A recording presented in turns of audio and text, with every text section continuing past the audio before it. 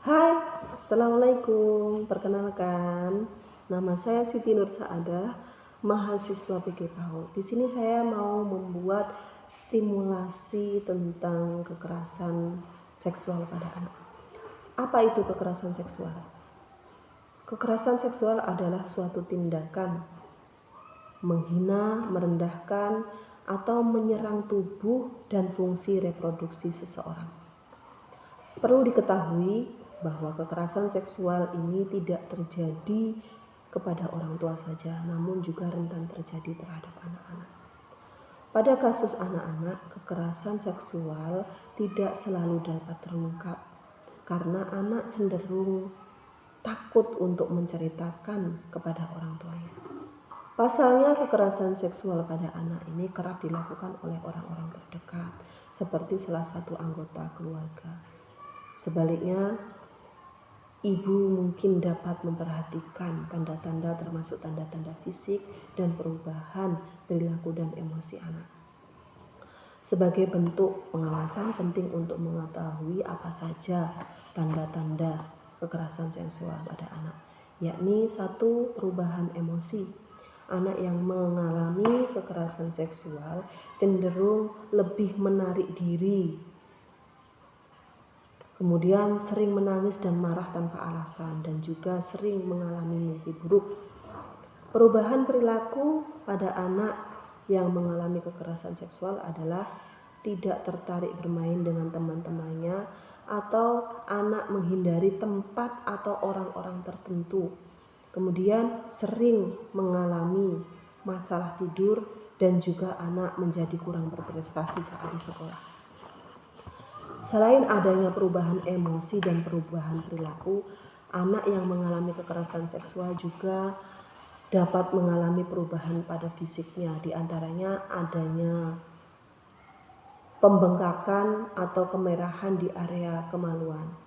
Kemudian anak menunjukkan kesulitan berjalan, duduk maupun berdiri.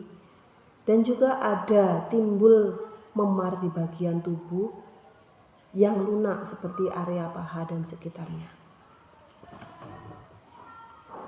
Apakah ada dampak dari kekerasan seksual tersebut? Dampaknya secara serius dapat mempengaruhi beberapa aspek kehidupan anak, mulai dari pertumbuhan anak itu sendiri dan juga prestasi anak itu sendiri. Secara psikolog, anak yang mengalami kekerasan seksual berpotensi mengalami trauma berat yang berkepanjangan, namun juga mengalami pola pikir yang terganggu. Gangguan pola pikir ini sangat-sangat mungkin mempengaruhi gangguan perilaku seksual anak. Kemudian apa yang harus dilakukan orang tua? Jika anak mengalami satu atau lebih dari gejala tersebut, itu tidak berarti mereka telah mengalami pelecehan seksual. Mungkin ada sebab-sebab lain.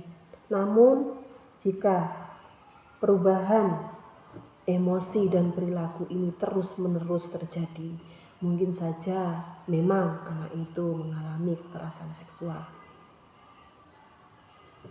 Jika ibu melihat adanya perubahan fisik pada anak, misalnya ada pembengkakan pada area kemaluan dan sekitarnya, segera bawa anak tersebut ke dokter.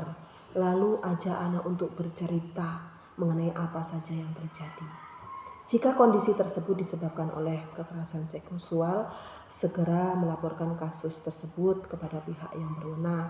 Pastikan juga ibu mengajak anak ke psikolog untuk meminta saran medis yang tepat dalam mengatasi dampak negatif dari kekerasan seksual ini. Demikian video simulasi yang dapat saya sampaikan. Kurang dan lebihnya mohon maaf. Wassalamualaikum warahmatullahi wabarakatuh.